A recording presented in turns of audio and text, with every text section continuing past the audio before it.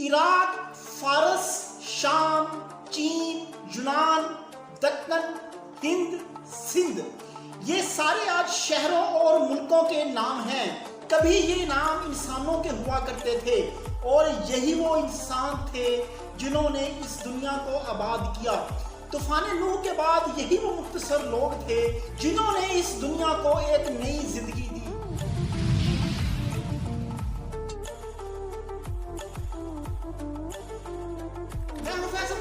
فیصل طفیل infotainment کی آج کی قسط میں ہم انہی لیجنڈز کے بارے میں آپ کو بتائیں گے کہ انہوں نے اس دنیا کو کیسے آباد کیا۔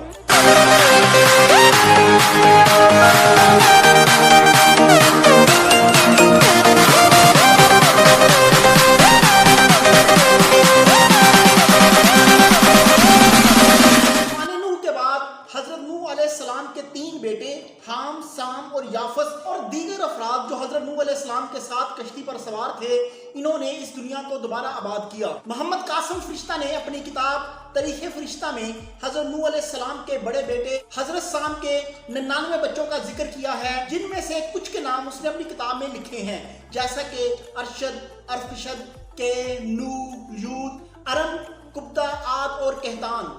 جبکہ بعض مورخین کے نزدیک سام کے 5 بیٹے تھے، جن کے نام الام، ارفشد، اسور، الور اور ارم تھے، اور کہا جاتا ہے کہ سام کی اسی نسل سے اہل عرب وجود میں آئے۔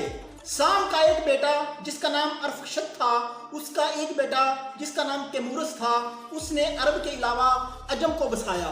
کیمورس کے 6 بیٹے تھے، جن کے نام سیامک، عراق، فارس، شام، تورا اور دمغان ہیں۔ کیمورس کے یہ بیٹے جہاں جہاں گئے، انہوں نے اپنے ناموں سے یہ بستیاں یا ملک بسا لیے۔ بعض روایتوں میں آیا ہے کہ حضرت سام کا ایک بیٹا جس کا نام عجم تھا، اس نے عجم کو آباد کیا۔ صحابہ کرام نے حضور اکرم صلی اللہ علیہ وآلہ وسلم سے طوفان نوح کے بعد جب دنیا کی دوبارہ ابتدا کے متعلق سوال کیا تو آپ صلی اللہ علیہ وآلہ وسلم نے فرمایا کہ اہل عرب حضرت نوح علیہ السلام کے بیٹے سام کی نسل سے ہیں، جبکہ حبشی حضرت حام کی نسل سے ہیں، اور رومی حضرت نوح علیہ السلام کے تیسرے بیٹے یعنی کہ یافس کی نسل میں سے ہیں۔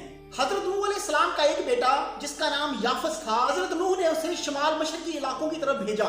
اللہ تعالیٰ نے حضرت نوح علیہ السلام کے اس بیٹے یعنی یافس کو بھی کافی اولاد سے نوازا۔ اس کا سب سے مشہور بیٹا ترک تھا، اور اسی بیٹے یعنی ترک سے مختلف اقوام مارز وجود میں آئی، جن میں مغل، ازبک، ترکمانی، یاجوج ماجوج شامل ہیں۔ کہا جاتا ہے کہ یافس کا ایک اور بیٹا بھی تھا جس کا نام یوان یا یونان تھا، اور یونان ملک حضرت یافس کے اسی بیٹے یعنی یونان کے نام پر آباد ہے۔ مختلف مورخین کے مطابق حضرت یافس کے 5 بچے تھے، جن میں ایک کا نام حمر تھا، دوسرے کا نام ماجوج اور مادی تھا یعنی کہ یجوج مجوج، تیسرے کا نام جوان تھا، چوتھے کا نام توبل تھا، جبکہ 5ویں کا نام مسکاور تیراس تھا۔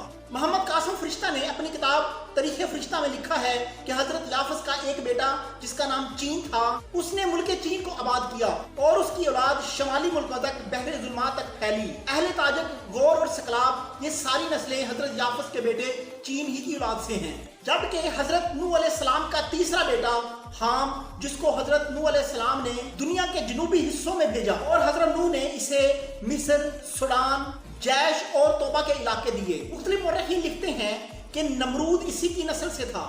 محمد قاسم فرشتہ نے تاریخ فرشتہ میں لکھا ہے کہ حضرت حام کے 6 بیٹے تھے، ایک کا نام ہند، دوسرے کا نام سندھ، تیسرے کا نام حبش، چوتھے کا نام فرنج، 5ویں کا نام ہرمز اور چھٹے کا نام بویا تھا۔ حضرت حام کا سب سے مشہور بیٹا ہند تھا جس نے ہندوستان کو آباد کیا۔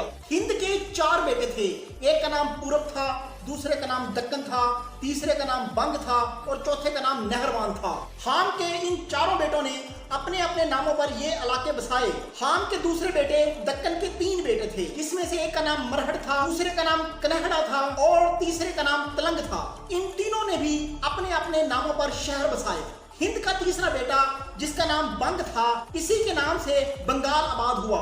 حام کا چوتھا بیٹا جس کا نام نہروان تھا، اس کے 3 بیٹے تھے، جن میں سے ایک کا نام بھروج، دوسرے کا نام مالراج اور تیسرے کا نام کنہاج تھا۔ اور ہند کے سب سے پہلے اور بڑے بچے یعنی کہ پورب کے 42 بیٹے تھے، اور ان 42 بیٹوں میں ایک کا نام کشن تھا، اور یہ کشن وہی شخص ہے جو ہندوستان کا پہلا باضابطہ حکمران بنا تھا۔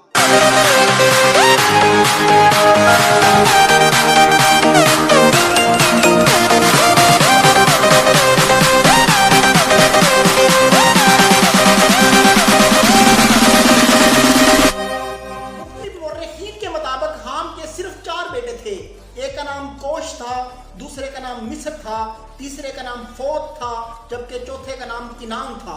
हजरत सईद बिन अल मुसय्यब ने फरमाया कि हजरत नूह अलैहिस्सलाम के बेटे साम से अक़वाम अरब, रूम और फारस पैदा हुए और इनमें खैर और फलाह है। अल मुर्रिखीन के मुताबिक हाम से सूडान, बर्बरी और कुब्ती कौम पैदा हुई और याफत से तुर्क, सकालिया और यजूज मजूज की कौम पैदा हुई। हजरत अब्दुल्ला इब्न अब्बास फरमाते हैं कि अहले अरब, अहले ईरान, कुब्ती और हिंदुस्तानी हजरत नूह अलैहिस्सलाम के बड़े बेटे यानी कि साम की नस्ल से हैं। लेकिन मोहम्मद कासिम फरिश्ता ने अपनी किताब तारीख़ फरिश्ता में हिंदुस्तानियों को हजरत हाम की नस्ल बताया है।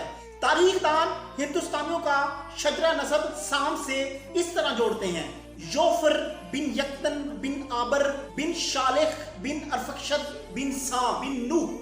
जबकि तारीख़ फरिश्ता में हजरत हाम के सबसे बड़े और मशहूर बेटे हिंद थे। अब हम यहाँ पर मुख्तलिफ अक़वाम के शजरा नसब बयान करेंगे।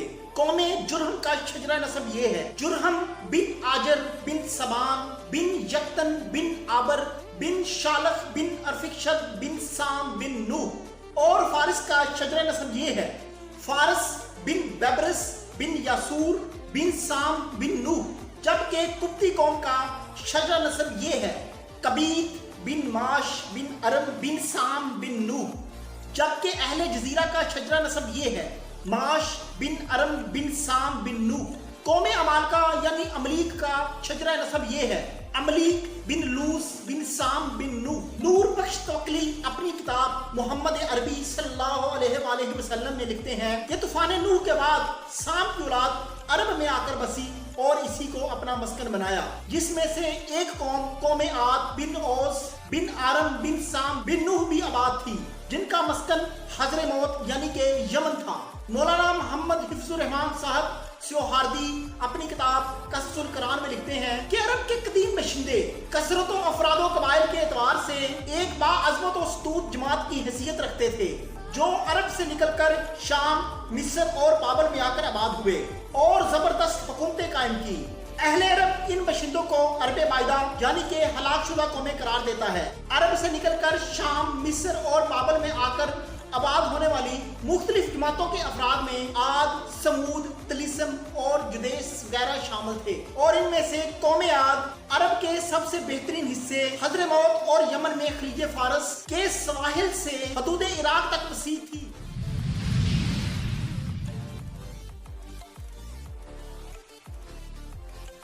हूद को अल्लाह ताला ने किस कौम पर नबी बनाकर भेजा, हजरत हूद की कौम पर कौन सा अजाब आया और उनकी कौम कितनी ताकतवर थी, ये सब कुछ हम आपको फैसल फैल इंफोटेनमेंट की अगली किस्त में बताएंगे।